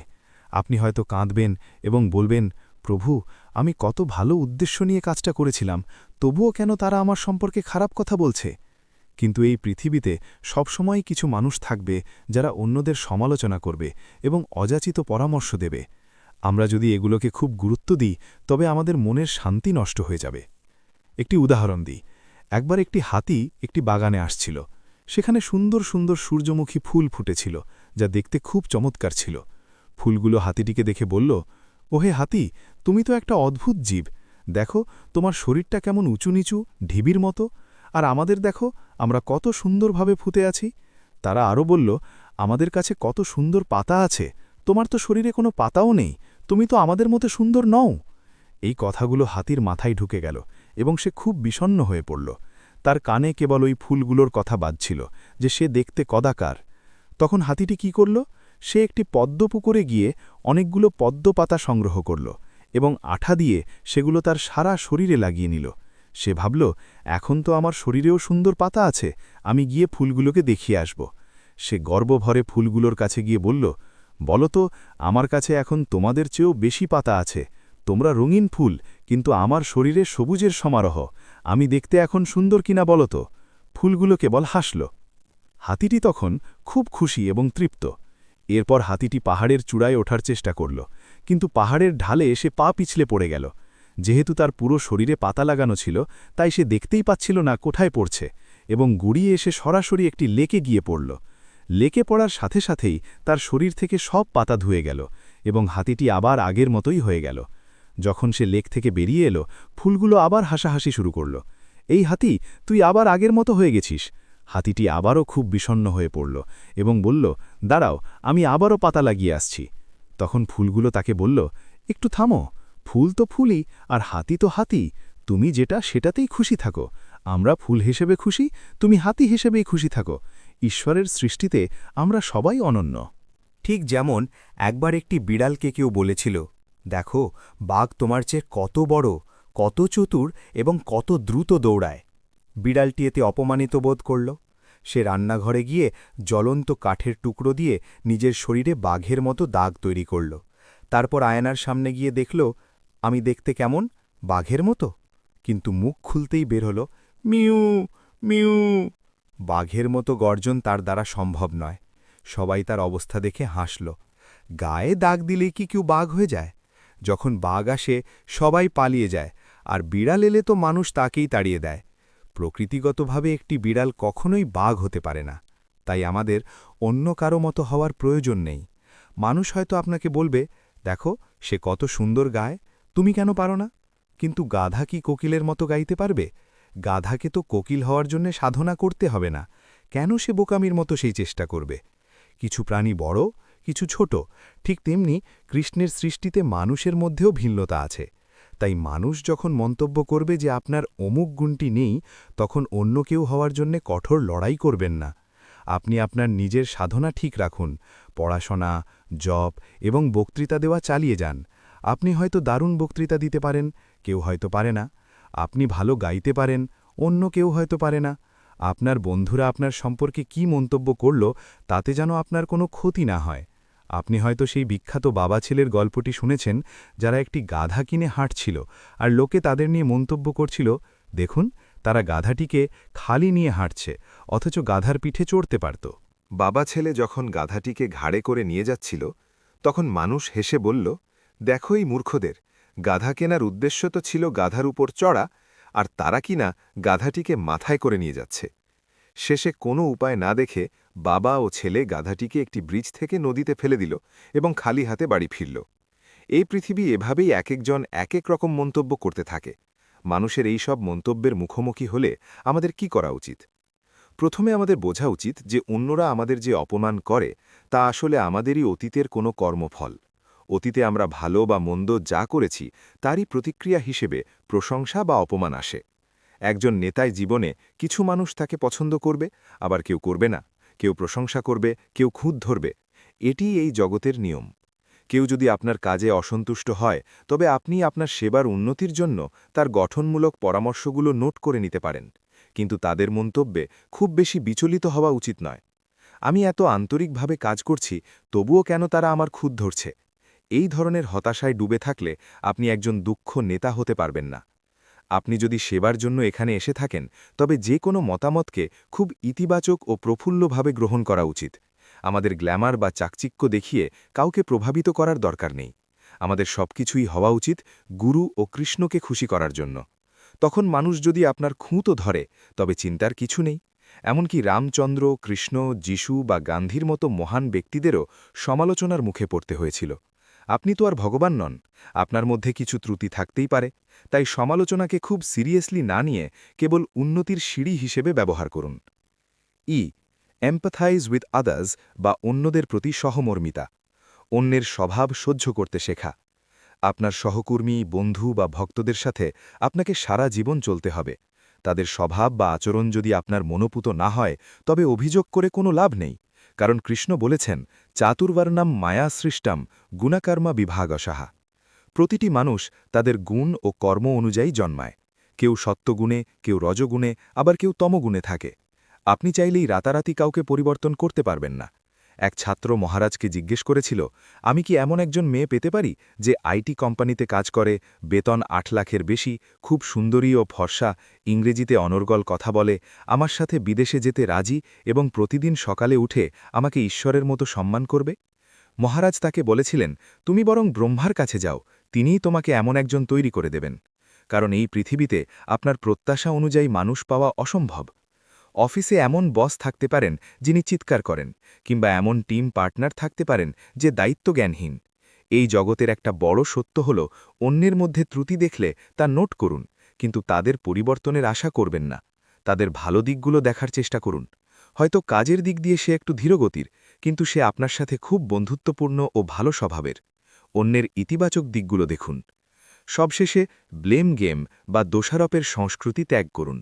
সরকার, আবহাওয়া, দেশ, সমাজ, বন্ধু বা ইসকনকে দোষ দেবেন না। আমরা প্রায়ই এমনটা করি। সব কিছু নষ্ট হয়েছে এদের কারণে, ওদের কারণে। এই ধরনের দোষারোপকে বলা হয় BMW মোড, অর্থাৎ ব্লেমিং, মোনিং অ্যান্ড ওয়েলিং, অর্থাৎ দোষারোপ, বিলাপ ও কান্নাকাটি করা। একজন ভালো নেতা কখনোই কোনো প্রশংসা না করে কেবল খুঁত খুঁজতে থাকেন না। আমাদের ভালো ফলাফল পাওয়ার জন্য মানুষের ভেতরের উজ্জ্বল দিকটি দেখার অভ্যাস করতে হবে। শ্রীল প্রভুপাদ হিপিদের মধ্যে ভালো দিকটি দেখেছিলেন। এমনকি পতিতা বা মার্গারির মতো পতিত মানুষদের মধ্যেও তিনি সম্ভাবনার আলো দেখেছিলেন। তিনি জানতেন যে তাদের যদি বৃন্দাবনে নিয়ে গিয়ে ভক্তি স্বীকৃতি দেওয়া যায় তবে তারা কৃষ্ণের দর্শন পাবে। যে কোনো পরিস্থিতিতেই আমাদের সেরাটার জন্য আশা রাখতে হবে এবং খারাপ কিছুর জন্য প্রস্তুত থাকতে হবে। জগতের প্রত্যেকের মধ্যেই কিছু না কিছু দোষ থাকে, কিন্তু সেই দোষগুলো উপেক্ষা করে গুণের স্ফুলিঙ্গটুকু খুঁজে বের করে তাকে উদ্দীপিত করতে হবে। নেতা হিসেবে আপনি যদি আপনার দলের সদস্যদের প্রকৃতি অনুযায়ী একটি চার্ট তৈরি করেন, কে কি করতে পারে আর কে কি পারে না, তবে আপনি তাদের দুর্বল দিকগুলো উপেক্ষা করে শক্তিশালী দিকগুলোতে উৎসাহ দিতে পারবেন। প্রভুপাদ হিপিদের কখনো নিজেকে অযোগ্য বা নোংরা মনে করতে দেননি, বরং তাদের কৃষ্ণ ভক্ত হিসেবে আত্মবিশ্বাস জুগিয়েছেন। ট্রেন জার্নি বা ট্রেন যাত্রা। কেন ট্রেন যাত্রা? জীবনের দুটি কারণ। প্রথমত, জীবনটা একটা যাত্রার মতো। কখনো যাত্রা খুব আরামদায়ক, কখনো বা খুব কষ্টের। কখনো ট্রেনের বাথরুম অপরিষ্কার বা ভিড়ে ঠাসা, মনে হবে যাত্রাটা খুব বিরক্তিকর। আবার কখনো ট্রেনটি খুব পরিপাটি ও সুগন্ধময়। একইভাবে জীবনেও সবসময় সবকিছু মসৃণ হয় না। জীবনকে একটি ট্রেন যাত্রার মতো মেনে নিন। সুখ, দুঃখ, মান, অভিমান, শীত, উষ্ণ এগুলো ঋতুর মতো আসবে এবং যাবে। শ্রীকৃষ্ণ অর্জুনকে বলেছেন এসব সহ্য করতে হবে, কিন্তু শুধু সহ্য করে চুপচাপ বসে থাকা নয়, বরং সেই সাথে ভক্তি সেবায় নিজেকে নিয়োজিত রাখতে হবে, কারণ ভক্তিই আপনাকে ভগবানের ধামে নিয়ে যাবে। আর right thinking about the present, past and future. অতীত, বর্তমান ও ভবিষ্যৎ নিয়ে সঠিক চিন্তা। শাস্ত্র বলে যারা বর্তমানে বাঁচে তারা শিশুদের মতো প্রফুল্ল থাকে, কিন্তু প্রাপ্তবয়স্করা সারাক্ষণ বিষণ্ণ। এর কারণ তারা অতীত নিয়ে অনুশোচনা, শোক আর ভবিষ্যৎ নিয়ে ভয়ে থাকে। মনের রূপক পাখিটির দুটি ডানা হল অতীত ও ভবিষ্যৎ। এগুলোই তাকে অস্থির করে তোলে। এই ডানা দুটি কেটে ফেললে মন স্থির হয়ে যায়। গতকাল কি হয়েছে তা নিয়ে পড়ে থাকার মানে নেই, বরং সেখান থেকে শিক্ষা নিয়ে সামনের দিকে তাকাতে হবে। যদি এমনটা হতো, ইফ অনলি, বা যদি এমন হয়, হোয়াট ইফ, এই ধরনের চিন্তা থেকে বেরিয়ে এসে বর্তমানের কাজ নিয়ে ভাবুন। অতীতে যা ঘটে গেছে তা পরিবর্তন করা অসম্ভব। অতীতে পড়ে থাকা মানে একটি কাঠের ঘোড়ার রকিং চেয়ারে বসে থাকা। আপনি নড়াচড়া করছেন কিন্তু এক চুলও সামনে এগোচ্ছেন না। তেমনি ভবিষ্যৎ নিয়ে দিবাস্বপ্ন দেখা থেকে সাবধান হতে হবে। দুগ্ধবতী নারীর সেই গল্পের মতো, সে দুধ বিক্রি করে গরু কিনবে, বড় ঘর কিনবে, আর বাচ্চার সাথে দুষ্টুমি করলে তাকে চড় মারবে, এই ভেবে সে যখন হাত নাড়ল, দুধের পাত্র পড়ে সব শেষ হয়ে গেল। আমাদের জীবনেও আমরা অনেক পরিকল্পনা করি, কিন্তু বাস্তবায়নের কোনো নির্দিষ্ট নিয়ম বা সময়সূচি থাকে না। এটি এক ধরনের দিবাস্বপ্ন। এছাড়া যারা অতীত নিয়ে বিলাপ করে তাদের অবস্থা সেই মহিলার মতো যার এক সেলে ছাতা বিক্রি করে আর এক সেলে সানগ্লাস। রোদ উঠলে সে কাঁদে যে ছাতার দোকানের বেচাকেনার কি হবে, আর বৃষ্টি নামলে কাঁদে যে সানগ্লাসের ব্যবসার কি হবে। এক নারী তাকে বলেছিল তুমি আসলেই নির্বোধ, কারণ সে সব পরিস্থিতিতেই শুধু নেতিবাচক দিকটা দেখছিল। কেন আপনি সারাক্ষণ বিলাপ করছেন? দেখুন, রোদ উঠলে এক ছেলের ব্যবসা ভালো হবে, আবার বৃষ্টি নামলে অন্য ছেলের। যেভাবেই হোক, অন্তত একজনের তো লাভ হচ্ছে, এতেই খুশি থাকুন না কেন? এই ধরনের সঠিক চিন্তাভাবনা খুবই প্রয়োজন। এরপর আসে অর্থাৎ ইগো বা মিথ্যা অহংকার ত্যাগ করা। এটি অত্যন্ত গুরুত্বপূর্ণ। একজন জ্যেষ্ঠ ব্যক্তি যদি নিজের সাফল্যের দম্ভ করেন, তবে অনুজরা তার থেকে দূরত্ব বজায় রাখবে এবং তার প্রতি শ্রদ্ধা হারিয়ে ফেলবে। নিজের মহিমা বা বীরত্বের কথা কেবল খুব ঘনিষ্ঠ মহলেই বলা যায়, যেখানে অন্যরা আপনার শিষ্য বা অনুগামী। কিন্তু সাধারণ মানুষের সামনে নিজেকে বড় করে জাহির করা বা আমি করেছি, আমি বানিয়েছি, আমি এই জমি কিনেছি, এভাবে বারবার আমি আই বলা মানে হল আপনি নিজের কৃতিত্বের ক্রেডিট নিজে নিচ্ছেন, গুরু বা কৃষ্ণকে নয়। শ্রীমদ্ ভগবদ্গীতাতে কৃষ্ণ বলেছেন নির্মাণ মোহা জিতাসঙ্গ দোষা, গীতা 13.9। আমি বা অহংবোধ থেকে মুক্ত হলেই কেবল শান্তি পাওয়া সম্ভব, কারণ অতিরিক্ত নিজেকে প্রমাণের ইচ্ছা আমাদের মানসিক চাপের সৃষ্টি করে। Stress two Impress. অন্যকে প্রভাবিত করার জন্য মানসিক চাপ নেবেন না। অনেকে কেবল স্মার্ট দেখানোর জন্য বা ইংরেজি শব্দ ঝাড়ার জন্য অযথা চাপ অনুভব করেন।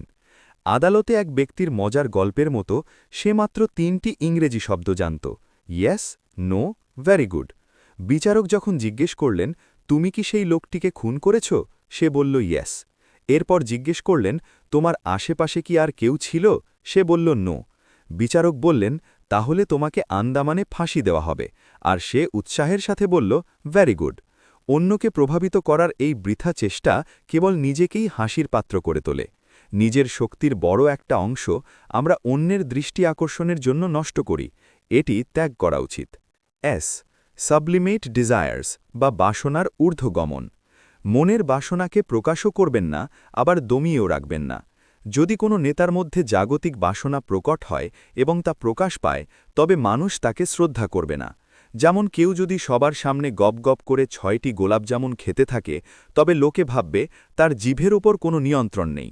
আবার বাসনা জোর করে চেপে রাখলে তা ভবিষ্যতে কুৎসিতভাবে বিস্ফোরিত হতে পারে। তাই সমাধান হল সাবলিমেশন বা বাসনার ঊর্ধ্বগমন, অর্থাৎ জাগতিক বাসনার চেয়েও উচ্চতর কোনো বাসনা বা লক্ষ্য তৈরি করুন।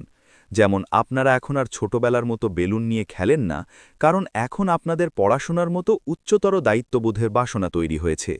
একইভাবে কৃষ্ণ ভাবনামৃতের মাধ্যমে আমাদের উচ্চতর রুচি তৈরি করতে হবে। আমি আপনাদের সাথে যে 12টি পয়েন্ট আলোচনা করলাম, তার সবই আমাদের মনে কল্পিত সমস্যা বা ইম্যাজিনড প্রবলেমস বা ভয় তৈরি করে। যেমন সাফল্য ব্যর্থতা নিয়ে ভয় পাওয়া। আপনি পরীক্ষায় ফেল করলে হয়তো মা বাবা বা বন্ধুরা কিছুদিন কিছু বলবে, কিন্তু তারপরই তারা জীবন নিয়ে ব্যস্ত হয়ে পড়বে। অথচ আপনি ব্যর্থতা নিয়ে বছরের পর বছর হতাশায় ভুগছেন।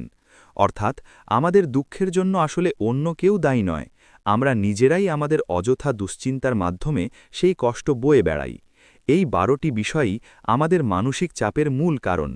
কৃষ্ণ ভাবনামৃতের মাধ্যমে এবং আমাদের দিব্য স্বরূপকে চেনার মাধ্যমে আমরা ধীরে ধীরে এই চাপ থেকে মুক্ত হতে পারি। এটি সময় সাপেক্ষ, তাই পবিত্র নাম জপ এবং প্রভুপাদের গ্রন্থ অধ্যয়নের মাধ্যমে আমাদের এগিয়ে যেতে হবে। মানসিক চাপ এড়ানোর উপায় নিয়ে আমি এখন কিছু কথা বলতে চাই। আমাদের একটি পূর্ণাঙ্গ মানুষ হিসাবে গড়ে ওঠার জন্য জীবনের 4টি দিকের প্রতি নজর দেওয়া প্রয়োজন। কেউ যদি শুধুমাত্র শরীর সুস্থ রাখার জন্য যোগব্যায়াম বা শরীরচর্চার ওপর জোর দেয়, আসলে আমরা কেন যোগব্যায়াম করি? মানসিক চাপের ব্যবস্থাপনার সাথে এর সম্পর্কটি আমি আপনাদের বলতে চাই। যখন একটি বাঘ খুব দ্রুত একটি হরিণের পেছনে ছোটে, তখন বাঘটি খুব দ্রুত দ্রুত শ্বাস নেয়, তার চোখের মণি প্রসারিত হয় এবং সে তার সমস্ত শক্তি দিয়ে হরিণটিকে শিকার করে। বাঘের শরীরে যে হরমোনগুলো নিঃসৃত হয়, তা সে পুরোপুরি কাজে লাগাতে পারে। কিন্তু আমাদের জীবনে যখন কোনো অনিশ্চয়তা আসে, তখন কি আমরা বাঘের মতো সাথে সাথে কোনো প্রতিকারমূলক ব্যবস্থা নিতে পারি? ধরুন কারোর কোনো সিদ্ধান্তে আপনি খুব রেগে আছেন, কিন্তু আপনি কি সেই ব্যক্তিকে মারধর করতে পারবেন? না, বাঘের মতো তৎক্ষণাৎ শিকার ধরার সুযোগ আমাদের নেই। তাই যা ঘটে তা হলো আমাদের মস্তিষ্কের মেডুলা অবলঙ্গাটা থেকে অ্যাড্রেনালিন হরমোন নিঃসৃত হয়, যা রক্তনালীগুলোকে সংকুচিত করে, রক্তচাপ বাড়িয়ে দেয় এবং আমাদের ঘাড় শক্ত হয়ে যায়। আপনি যদি ঘাড় ঘোরানোর সময় খটখট শব্দ শুনতে পান, তাহলে বুঝতে হবে আপনি মানসিক চাপে আছেন। এই অ্যাড্রেনালিন আমাদের শরীরকে শক্তিহীন করে ফেলে, তাই যোগাসনগুলো শরীর থেকে বিষাক্ত উপাদান বের করে দিতে সাহায্য করে। একইভাবে প্রাণায়াম বা জগিংও কার্যকর। এখন আপনাদের মধ্যে অনেক নেতা ও ভয়েস সেন্টারের দায়িত্বপ্রাপ্ত ব্যক্তিরা প্রচণ্ড ব্যস্ত থাকেন, হয়তো যোগব্যায়াম করার মতো সময় নেই। কিন্তু যদি আপনারা কৃষ্ণের সেবায় কোনো বিঘ্ন না ঘটিয়ে মাত্র 10-15 মিনিট সময় বের করতে পারেন, তবে তা খুব কাজে দেবে। বিশেষ করে যারা নেতা, যারা সবসময় এক জায়গায় বসে চিন্তা করেন, তাদের মস্তিষ্ক জ্যাম হয়ে যায়। এটি এড়াতে খোলা বাতাসে শ্বাস নেওয়া, হালকা কিছু যোগব্যায়াম করা এবং শরীর থেকে বিষাক্ত উপাদান দূর করার একটি ব্যবস্থা থাকা জরুরি। একজন নেতা যদি নিয়মিত অসুস্থ হয়ে পড়েন, তবে তার কাজ ব্যাহত হয় এবং পুরো প্রতিষ্ঠানের ক্ষতি হয়। তবে মনে রাখবেন, কেউ যদি কেবল শরীর নিয়ে পড়ে থাকে কিন্তু জীবনের অন্য দিকগুলো অবহেলা করে, তবে তাকে বলা যায় ভালো পশু, কারণ সে কেবল শরীরকেই সুস্থ রাখছে। দ্বিতীয়ত, আমাদের সম্পর্কগুলোকেও ভালো রাখতে হবে, যেমন মা, বাবা, ভাই বোন, আত্মীয় ও বন্ধুদের সাথে সুসম্পর্ক।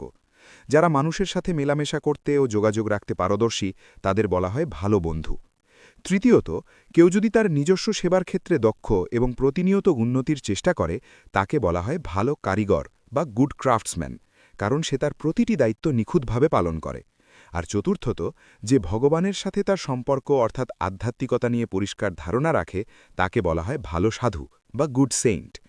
এই 4টি দিক যদি আপনি একত্রিত করতে পারেন, ভালো পশু, ভালো বন্ধু, ভালো কারিগর এবং ভালো সাধু, তবেই আপনার জীবন পূর্ণাঙ্গ হবে। অনেক সময় দেখবেন কেউ আধ্যাত্মিকভাবে খুব উন্নত, কিন্তু শারীরিকভাবে দুর্বল ও অসুস্থ। আবার কেউ শারীরিকভাবে শক্তিশালী, কিন্তু আধ্যাত্মিকভাবে শূন্য, সে যেন কেবল 2 পায়ের একটি প্রাণী। আবার কেউ শারীরিক এবং আধ্যাত্মিকভাবে ভালো, কিন্তু কারো সাথে তার কোনো বন্ধুত্ব বা সম্পর্ক নেই, তারা নিঃসঙ্গ এবং আবেগহীন। তাই জীবনকে পরিপূর্ণ ও সুস্থ রাখতে প্রতিটি দিকেরই সময় দিতে হবে, বিশেষ করে নেতাদের জন্য, যারা অনেক চিন্তা করেন, পরিকল্পনা করেন এবং ব্যবস্থাপনার বিশাল দায়িত্ব পালন করেন। তাদের জন্য শবাসনের মতো চিত হয়ে শুয়ে ডায়াফ্রাম্যাটিক ব্রিদিং বা গভীর শ্বাস-প্রশ্বাসের ব্যায়াম করা খুব প্রয়োজন। এটি শরীরে জমে থাকা মানসিক চাপ দূর করতে সাহায্য করে। এই কারণেই আমরা নেতাদের জন্য মাঝে মাঝে ক্যাম্প আয়োজন করি, যাতে তারা নিয়মিত রুটিন থেকে বিরতি নিয়ে সহকর্মীদের সাথে মিশতে পারেন, তাদের কথা শুনতে পারেন এবং নতুন আইডিয়া বিনিময় করতে পারেন। জগিং, লাফানো বা নাচের মতো শারীরিক কর্মকাণ্ড মানসিক চাপ কমায়। আমাদের আন্দোলনে এই ধরনের কর্মতৎপরতা খুব স্বাভাবিক। একইভাবে পূর্ণ মনোযোগ দিয়ে জব করাও মানসিক চাপ কমানোর এক মহা ঔষধ। এগুলোকে পেন্সিল শার্প করার মতো মনে করুন। পেন্সিল ধারালো না করলে যেমন স্পষ্টভাবে লেখা যায় না, তেমনি শরীর, মন ও পড়াশোনা এবং সবার সাথে সম্পর্কের যত্ন না নিলে সেবার ক্ষেত্রেও পূর্ণতা আসে না। এই সব কিছুতে ভারসাম্য থাকা জরুরি। আমি এখানে সংক্ষেপে সব বললাম, কিন্তু যদি কেউ অতিরিক্ত মানসিক চাপে থাকেন, তা আবেগগত সমস্যা বা কাজের চাপের কারণে হোক, আমি পরামর্শ দেব আমাদের লেখা স্ট্রেস ম্যানেজমেন্ট পকেট বুকটি পড়ার। যদিও বইটি ছোট, তবুও এতে বাস্তবমূলী অনেক পরামর্শ দেওয়া আছে। বিশেষ করে এতে 10টি টিপস আছে যা এখনই প্রয়োগ করা সম্ভব। এই নীতিগুলো গ্রহণ করুন এবং একজন প্রফুল্ল ও সুখী নেতা ও ভক্ত হিসেবে নিজেকে গড়ে তুলুন। শরীর, মন এবং আত্মার সুস্থতার দিকে মনোযোগ দেওয়াই হল হোলিস্টিক অ্যাপ্রোচ, কারণ এই শরীরটি এই জগতে আমাদের সেবা করার একটি যন্ত্রমাত্র। আমাদের ইসকন সমাজে এমনটা ঘটেছে যে শুরুর দিকে অনেক নেতা এত বেশি পরিশ্রম করেছিলেন যে তারা বার্নআউট বা চরম অবসাদগ্রস্ত হয়ে পড়েছিলেন, যার ফলে পরবর্তীতে তাদের কর্মদক্ষতা কমে যায়। হ্যারিকেন লণ্ঠনের শিখা যদি খুব বাড়িয়ে দেওয়া হয়, তাহলে কাঁচে কালি জমে আলো কমে যায়। একইভাবে একজন নেতা যদি পর্যাপ্ত বিশ্রাম ও ব্যায়াম ছাড়া রাত জেগে বা ভোর থেকে কাজ করতে গিয়ে নিজেকে শেষ করে ফেলেন, তাহলে তিনি শারীরিক ও মানসিকভাবে ক্লান্ত হয়ে পড়েন এবং আলোর বদলে কালিই জমান। তাই আমি যে 4টি দিকের কথা বললাম, ভালো পশু, ভালো বন্ধু, ভালো কারিগর এবং ভালো সাধু, যেই ক্ষেত্রে আপনি পিছিয়ে আছেন বলে মনে হয়, সেখানেই মনোযোগ দেন। এই ধরনের ছোট ছোট বইগুলো আমাদের নিজেদের পরিস্থিতি বুঝতে এবং পরিবর্তনের পথ খুঁজে পেতে সাহায্য করে। অতিরিক্ত কাজের চাপে অনেক সময় আমরা আমাদের ধ্যান ও ব্যক্তিগত সম্পর্কগুলোকে নষ্ট করে ফেলি। তাই আমি যে 4টি দিকের কথা বললাম, ভালো পশু, ভালো বন্ধু, ভালো কারিগর এবং ভালো সাধু, এর মধ্যে আপনি যে দিকটিতে নিজেকে দুর্বল মনে করেন সেখানেই মনোযোগ দিন। এই ধরনের পকেট বই বা স্ট্রেস ম্যানেজমেন্ট সংক্রান্ত বইগুলো আমাদের পরিস্থিতি বুঝতে এবং পরিবর্তনের পথ খুঁজে পেতে সাহায্য করে। শ্রীল প্রভুপাদের কথা চিন্তা করুন। 1896 সালে তার জন্ম, আর 1965 সালে তিনি ভারত থেকে বেরিয়েছিলেন। তখন তার বয়স 69 বছর। 69 বছর বয়সে কেউ কি ভাবতে পারে যে একজন মানুষ 14 বার পুরো পৃথিবী ভ্রমণ করছেন? প্রভুপাদ ফার্মাসিউটিক্যালসের মানুষ ছিলেন, তাই আয়ুর্বেদ সম্পর্কে তার গভীর জ্ঞান ছিল। আয়ুর্বেদ শাস্ত্র অনুযায়ী যারা প্রচুর ভ্রমণ করেন তাদের নিয়মিত অভ্যাঙ্গ বা তৈলমর্দন করা প্রয়োজন। প্রভুপাদ প্রতিদিন অভ্যাসমতো রোদে বসে গায়ে তেল মালিশ করতেন এবং স্নান করতেন। কেন তিনি এটি করতেন? যাতে তার শরীর সুস্থ থাকে এবং তিনি কৃষ্ণের সেবায় নিজেকে উজাড় করে দিতে পারেন। তিনি সকালে ভাগবতম ক্লাস নিতেন, সন্ধ্যায় কোনো প্রোগ্রামে যেতেন, সারাদিন ম্যানেজারদের সাথে কথা বলতেন, এক মুহূর্তও নষ্ট করতেন না। একজন ডাক্তার একবার তাকে পরামর্শ দিয়েছিলেন যে আপনি তো সারাক্ষণ বসে কথা বলেন, সুস্থ থাকতে হলে আপনাকে হাঁটতে হবে। তখন থেকেই প্রভুপাদ প্রতিদিন সকালে 1 ঘণ্টা হাঁটা শুরু করলেন। সেই মর্নিং ওয়াকের সময়ও তিনি দর্শন আলোচনা করতেন, মানুষের প্রশ্নের উত্তর দিতেন। এভাবে প্রভুপাদও নিজের শরীরের স্বাস্থ্যের দিকে নজর রাখতেন, যাতে তিনি আরও ভালো সেবা করতে পারেন। কারণ শাস্ত্র বলে, শরীরা মাধ্যম খালু ধর্ম সাধনম, অর্থাৎ এই শরীরটি হল ভগবানের সেবায় ব্যবহৃত হওয়ার একটি যন্ত্র বা মাধ্যম।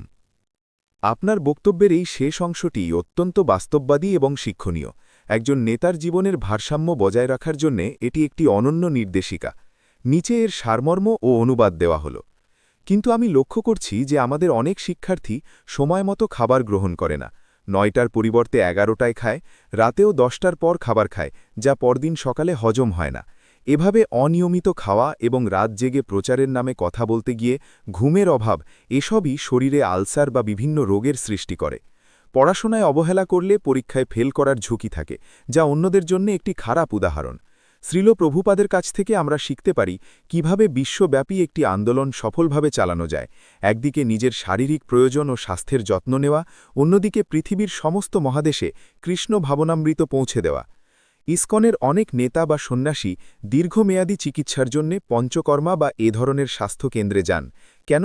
কারণ একজন নেতার ওপর অসংখ্য মানুষের প্রত্যাশা থাকে, তিনি সারাক্ষণ মানুষের সমস্যার সমাধান করেন, কিন্তু দীর্ঘমেয়াদে নিজের জন্য সময় না নিলে তিনি ওভারওয়ার্কড বা অতিরিক্ত শ্রান্ত হয়ে পড়েন। মনে রাখবেন, আন্ডারওয়ার্ক অর্থাৎ আলস্য যেমন মানসিক চাপের কারণ, তেমনি ওভারওয়ার্ক অর্থাৎ অতিশ্রম মানুষকে খিটখিটে করে তোলে। আমাদের লক্ষ্য হওয়া উচিত স্ট্রেচ জোন, যা কমফর্ট জোন অর্থাৎ আলস্য এবং প্যানিক জোন অর্থাৎ অতিশ্রমের মাঝামাঝি। এখানে নিজেকে সামান্য প্রসারিত করলে আপনি রোমাঞ্চ এবং আনন্দের অনুভূতি পাবেন, যাকে আমরা বলি ইউস্ট্রেস বা আনন্দময় চাপ। অতিরিক্ত দায়িত্ব নেওয়া ভুল নয়, তবে তা যেন আমাদের খিটখিটে করে না তোলে। আমাদের লক্ষ্য হল ফ্লাওয়ার পট বা বাজি বা আতশবাজি নয়, বরং আমরা হতে চাই হ্যারিকেন লণ্ঠনের মতো, যেখানে নিয়মিত তেল দিয়ে দীর্ঘকাল কৃষ্ণ সেবার আলো ছড়িয়ে দেওয়া যায়। শরীর, মন ও আত্মার ভারসাম্য রক্ষা করে কৃষ্ণ ও গুরুর সেবা করাই আমাদের জীবনের মূল লক্ষ্য।